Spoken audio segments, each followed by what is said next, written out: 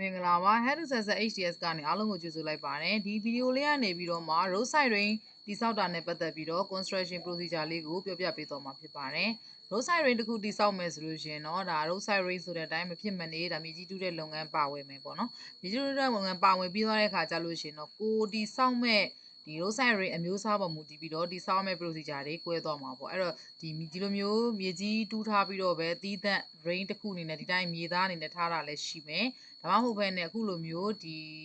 အုံနဲ့တော့၎င်း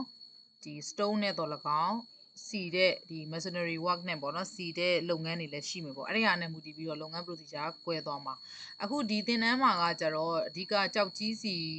လုပ်ငန်းနဲ့ပတ်သက်ပြီးတော့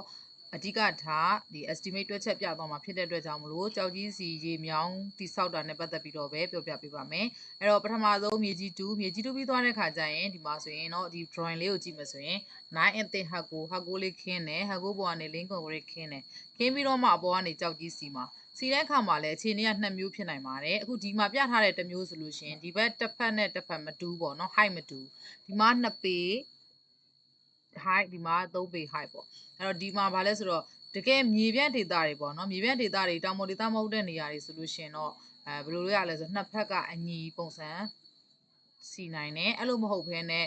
တောင်ပေါ်ဒေသတွေဆိုလို့ရှိရင်တော့တောင်ပေါ်လမ်းတွေဆိုလို့ရှိရင်တော့ဒီလိုမျိုးတစ်ဖက်ကိုမြင့်ထားတာ။ဘာကြောင့်လဲဆိုတော့ तू ကဒီတဲကို तू ကတကယ်လို့ level 2ဆိုလို့ရှိရင်ကြတော့မြေကြီးတွေပြိုကျလာရင်ဒီမြောင်းထဲကိုမြေကြီးတွေဝင်နိုင်တယ်ပေါ့နော်။ဒါကြောင့်မို့လို့တစ်ဖက်ကိုတပေမြင့်ထားတာဒီလမ်းဘက်ကတော့တပေနှိမ့်တာပေါ့နော်။ဒါကလမ်းဘက်ဒီဘက်ချမ်းကတော့သူကဘာလဲဆိုမြေသားဘက်ပေါ့နော်။ Okay အဲ့တော့အဲ့ဟာပြီးသွားပြီဆိုတော့မှကြောက်ကြီးစီပြီးသွားပြီဆိုတဲ့ခါကျမှအပေါ်ကနေတော့ topping လေးလောင်းမယ်ဒီ1 to 4 concrete လေးနဲ့ topping လောင်းမယ်လောင်းပြီးတော့မှဒီအားလုံးပြီးသွားပြီဆိုတဲ့ခါကျတဲ့ဒီမှာ plastering ပေါ့နော်အတွင်းပိုင်းကို plastering work ကင်မယ်plastering work လုပ်ပြီးသွားတဲ့ခါကျတော့မှပြန်ပြီးတော့ဒီဘက်ကိုမြေကြီးပြန်ဖို့မှာပေါ့ back ဖေးပြန်လုပ်မှာပေါ့နော်အဲဒါကြောင့်မလို့သူ့ရဲ့လုပ်ငန်းတွေကဘာတွေပါမလဲဆိုတော့မြေကြီးတူးလုပ်ငန်းဟက်ကိုခင်းတဲ့လုပ်ငန်းလင်းကွန်ကရစ်လောင်းတဲ့လုပ်ငန်းပြီးလို့ရှိရင်ဒီဘက်ကကြောက်ကြီးစီတဲ့လုပ်ငန်းပြီးရင်တော့ပင်လောင်းတဲ့လုပ်ငန်းမှာလုပ်ငန်းတစ်ခုထပ်ကွဲပါမယ် form work ရဲ့ concrete work ရဲ့နှစ်ခုထပ်ကွဲမယ်ပြီးရင် plastering work ပါမယ်အဲ့ဒါပြီးသွားလို့ရှိရင်တော့ဒီဘက်က back fill ပေါ့နော်မြေကြီးဖို့တဲ့လုပ်ငန်းတွေပါမယ်ဒါကြောင့်မို့လို့ပြန်ပြီးတော့ကြည့်မယ်ဆိုရင်သူကလုပ်ငန်းဘယ်နှမျိုးထွက်လာမလဲဆိုတော့10မျိုးထွက်လာမယ်မြေကြီးတူးခြင်းလုပ်ငန်းဟက်ကိုခင်းခြင်း136 link concrete လောင်းခြင်းနောက်ကဒီကြောက်ကြီးစီခြင်းနောက်တစ်ခါ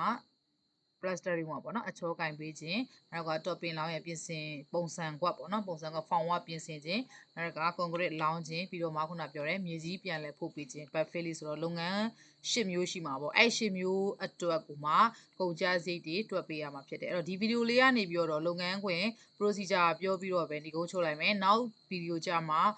ဒီကြောက်ကြီးစီရေးမြောင်းအတွက်လုပ်ငန်းတစ်ခုချင်းစီလိုက်ကို detail measurement ဘယ်လိုကောက်တယ်လဲဆိုတာလေးကိုအသေးစိတ်ပြောပြပေးပါမယ်အားလုံးပဲကျေးဇူးတင်ပါတယ်